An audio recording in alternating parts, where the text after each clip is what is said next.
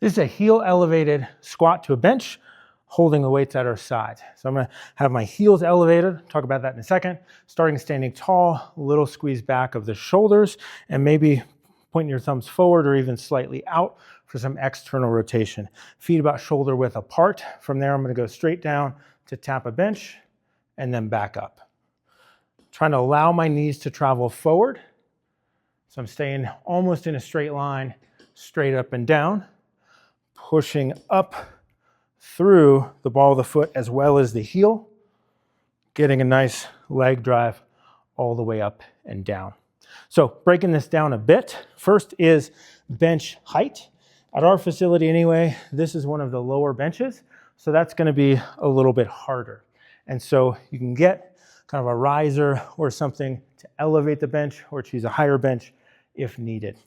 Then we have the heel elevation. So our facility, we have a couple of these guys over in the corner. So this is a couple of inches of heel rise, a pretty high heel rise, which I want in this exercise because the higher the heel rise, both more quad work as well as keeps me more straight up and down, which sometimes we want that if we're dealing with discomfort somewhere or just to bias this vertical movement pattern.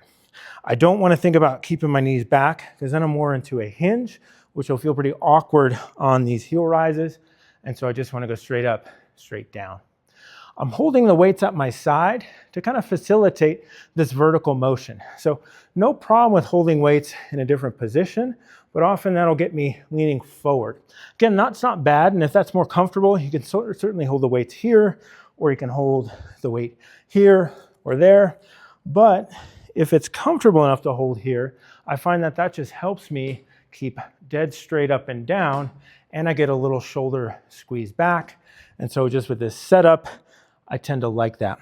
I'm a little bit narrower than my normal squat stance.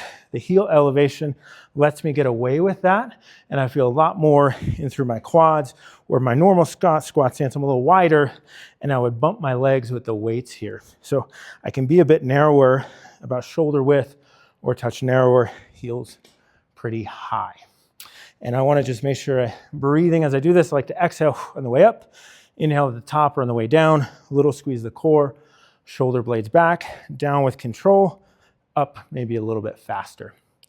So if you don't have these risers, we can take a set of dumbbells, and I can put those there, and then I'm gonna get another set of dumbbells and brace behind them just so they don't roll.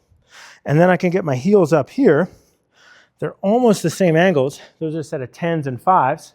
And then I can, or 15s and 5s, I'm sorry, holding 10s. And that does almost the same thing.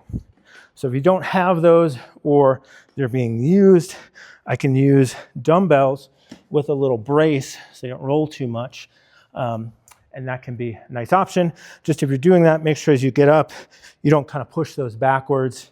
The 5-pound kind of helps, but I could brace it with a heavier weight, make a little T there. And that's gonna be a little more stable.